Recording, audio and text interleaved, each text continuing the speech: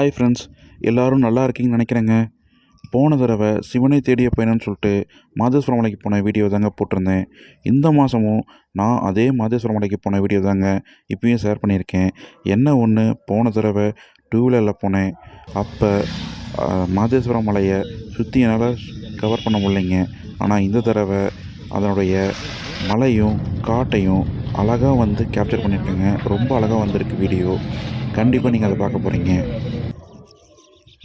இந்த தடவை பார்த்துக்கிட்டிங்கன்னா மேட்டூர் டேமை நான் மறுபடியும் போன தடவை ஷூட் பண்ண இடத்துக்கு தாங்க மறுபடியும் வந்து ஷூட் பண்ணேன். தண்ணி கொஞ்சம் கம்மியாக தான் இருந்தது. இதை பார்த்துட்டு அப்படியே வந்து பார்த்துட்டிங்கன்னா நாங்கள் செக் போஸ்ட்டை தாண்டி காட்டுக்குள்ளே போனோங்க.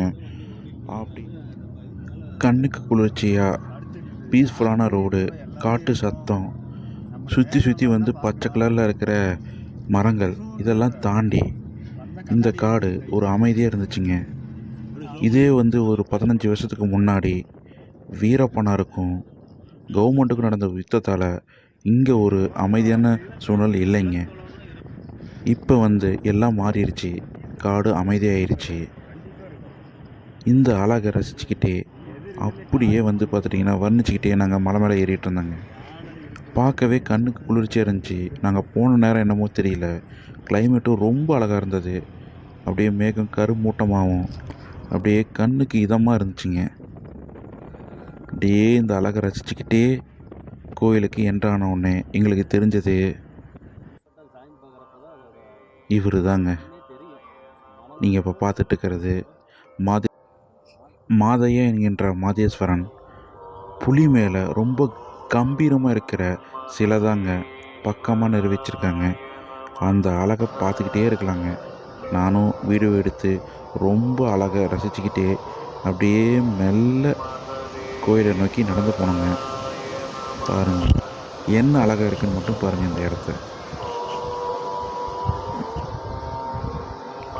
அடுத்ததாக நாங்கள் ஒரு புண்ணிய தீர்த்தமான குளத்தை பார்த்தோங்க. இங்கே குளிக்கிறதுக்கு யாருக்கும் பெர்மிஷன் கிடையாதுங்க. இந்த வீடியோ யாரோ புதுசாக பார்த்துட்டு இருந்தாங்கன்னா அவங்களுக்கோசரம் இந்த கோயிலுடைய வரலாறை ஒரு சிங்கிள் லைனில் சொல்கிறாங்க. மனிதன் கடவுளான மாறின தருணம் இங்கே தாங்க நடந்துச்சு. அந்த அதிசயம் இங்கே தாங்க நடந்துச்சு. ஒரு சாதாரண மனிதன் தவத்தினால லிங்கமாக மாறின அதிசயம் இந்த கோயிலில் தாங்க நடந்திருக்கு.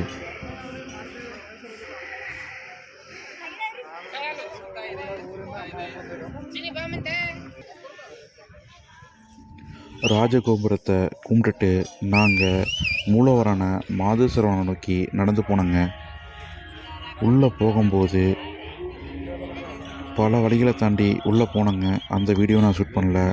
டேரெக்டாக உள்ளே போனோன்னே எங்களுக்கு கோயிலில் உள்ளே போனோன்னே எல்லாத்துக்கும் பட்டை விடுவாங்க. அந்த இடத்துல தாங்க நான் நின்றுட்டு இருந்தேன். பட்டை விட்டுட்டு இருந்தாங்க. பட்டை விட்டுறாங்க. என்னை பார்த்துட்டாரு. நான் வீடியோ எடுக்கிறத பார்த்துட்டாரு. ஆஃப் பண்ணிடுன்னு சொல்லிட்டாரு. நான் ஆஃப் பண்ணிட்டேங்க. அதுக்கப்புறம் சாமி கும்பிட்டுட்டு வெளியே வரும்போது வீடியோ கன்டினியூ பண்ணேங்க. அதை தான் இப்போ நீங்கள் பார்த்துட்ருக்கீங்க. எல்லோரும் சாமி கும்பிட்டு வெளியே வராங்க. நானும் சாமி கும்பிட்டு வெளியே வந்துட்டேங்க. தரிசனம் ரொம்ப அருமையாக இருந்தது. அப்படியே வந்து கொஞ்ச நேரம் வந்து கோயிலே வந்து அமர்ந்து இருந்தேங்க. அதுக்கப்புறம் தீர்த்தம் வாங்கிக்கிட்டு நடந்து போனோங்க. இப்போ நீங்கள் பார்த்துட்டு இடம் தாங்க அன்னதான கூடம். அங்கே நாங்கள் இப்போ சாப்பிட போகிறோங்க.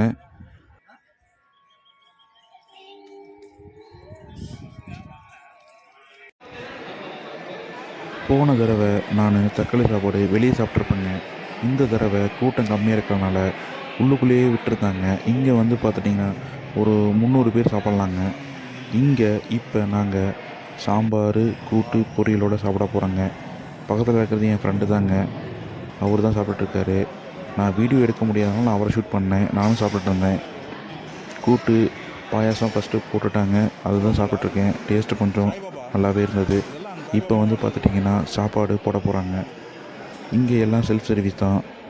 என்னடா சாப்பாடு இப்படி தூக்கி போகிறாங்கன்னு பார்க்காதீங்க. இங்கே 24 மணி நேரம் அன்னதானனால இப்படி தான் வந்து சர்வீஸ் பண்ணுறாங்க. அது நம்ம குறை சொல்லக்கூடாது. சாப்பாடு ரொம்ப அருமையாக இருந்துச்சுங்க.